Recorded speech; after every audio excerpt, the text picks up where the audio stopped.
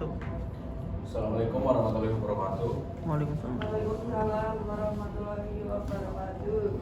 Perkenalkan, nama saya Bima Jaditya dengan NIM 22010040053. Akan mempresentasikan hasil dari pembahasan artikel saya, yaitu tentang bahasa yang berjudul Eksistensi Bahasa Gaul dalam Interaksi Pelajar dan Pengaruhnya Terhadap Sikap Berbahasa Indonesia. Langsung saja pada slide yang selanjutnya. Yang pertama ada pendahuluan. Bahasa merupakan sarana utama dalam berkomunikasi dan memiliki peran penting dalam menyampaikan gagasan, perasaan, serta membangun interaksi sosial. Dalam konteks pendidikan, bahasa tidak hanya berfungsi sebagai alat komunikasi, tetapi juga sebagai sarana pengembangan kemampuan berpikir dan pembentukan identitas kebangsaan. Bahasa Indonesia sebagai bahasa nasional dan resmi berperan besar dalam menyatukan masyarakat Indonesia yang beragam suku, budaya, dan bahasa daerah. Namun, perkembangan zaman menghadirkan fenomena baru dalam penggunaan bahasa di kalangan generasi muda, yaitu semakin maraknya penggunaan bahasa gaul dalam interaksi sehari-hari, baik secara langsung maupun secara tidak langsung melalui media sosial. Latar belakangnya yaitu fenomena penggunaan bahasa gaul di kalangan pelajar semakin menonjol seiring dengan pesatnya perkembangan teknologi informasi dan media sosial. Bahasa gaul dipilih karena dianggap lebih sederhana, ekspresif, serta mampu mempererat hubungan sosial dalam kelompok sebaya. Di sisi lain, bahasa gaul juga mencerminkan kreativitas dan identitas generasi muda. Namun, penggunaan bahasa gaul yang berlebihan menimbulkan dampak negatif, khususnya ketika terbawa ke ranah formal seperti penulisan akademik ataupun komunikasi resmi. Kondisi ini berpotensi menurunkan sikap positif terhadap bahasa Indonesia serta melemahkan keterampilan berbahasa sesuai dengan kaidah. Oleh karena itu, penting untuk meneliti eksistensi bahasa gaul dalam interaksi pelajar serta bagaimana pengaruhnya terhadap sikap berbahasa Indonesia. Tujuan penelitian yang pertama yaitu ada mendeskripsikan bentuk-bentuk penggunaan bahasa gaul di kalangan pelajar. Yang kedua ada menganalisis dampak positif dan negatif penggunaan bahasa gaul terhadap sikap pelajar dan berbahasa Indonesia. Ketiga, dan memberikan gambaran mengenai pentingnya menempatkan bahasa gaul dalam konteks informal serta menjaga penggunaan bahasa Indonesia baku dalam ranah yang formal.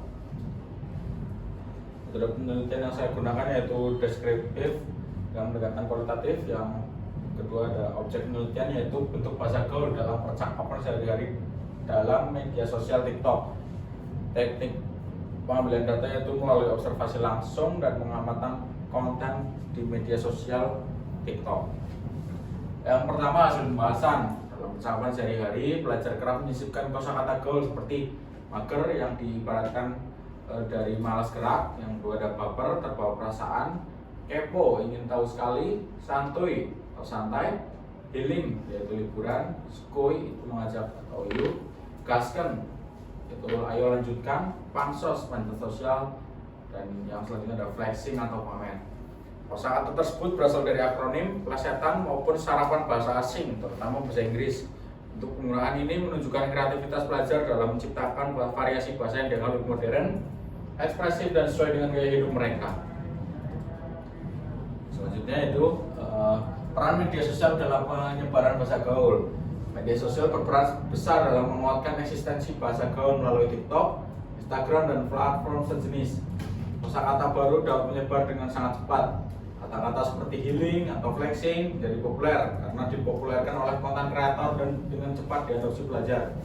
Hal ini memperlihatkan bahwa bahasa gaul bersifat dinamis, berkembang mengikuti tren budaya populer dan arus globalisasi. Yang selanjutnya dampak positif bahasa gaul. Yang pertama ada mempererat hubungan sosial dan menunjukkan rasa solidaritas dalam kelompok sebaya. Kedua ada memberikan ruang bagi ekspresi diri dan kreativitas dalam berbahasa. Ketiga, ada membuat percakapan lebih santai, akrab, dan menyenangkan. Sedangkan yang terakhir ada munculnya inovasi kebahasaan karena pelajar mampu menciptakan istilah baru yang sesuai dengan perkembangan zaman. Keempat, dampak negatif bahasa gaul.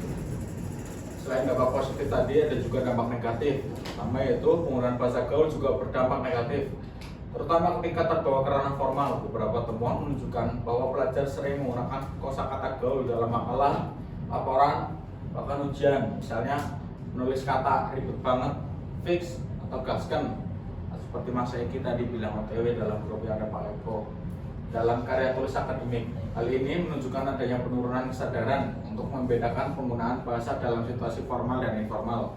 Jika tidak diarahkan dengan baik, kebiasaan ini dapat menurunkan kualitas keterampilan berbahasa Indonesia baku dan mengurangi sikap positif pelajar terhadap bahasa nasional. Dalam jangka panjang, fenomena ini berpotensi mengikis kemampuan generasi muda dalam mempertahankan bahasa Indonesia sesuai dengan kaidah. Yang terakhir yaitu ada upaya mengarahkan penggunaan bahasa gaul. Agar bahasa gaul tetap menjadi bagian dari dinamika kebahasaan, penggunaannya perlu diarahkan sesuai konteks. Pelajar dapat tetap menggunakan bahasa gaul dalam ranah informal sebagai sarana kreativitas dan ekspresi diri. Tetapi harus dibiasakan menggunakan bahasa Indonesia baku dalam ranah akademik dan resmi. Peran guru, orang tua, dan lingkungan sekolah sangat penting dalam memberikan pembiasaan berbahasa yang tepat. Dengan cara ini, eksistensi bahasa gaul tetap terjaga tanpa mengurangi fungsi bahasa Indonesia sebagai simbol identitas nasional.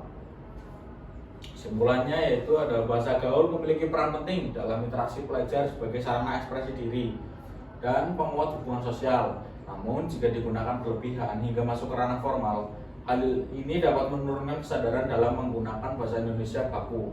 Oleh karena itu, bahasa gaul sebaiknya hanya digunakan pada konteks informal. Sementara bahasa Indonesia baku tetap dijaga dalam situasi resmi sebagai identitas nasional. Sekian presentasi yang dapat saya sampaikan. Bila ada yang ditanyakan, dipersilakan.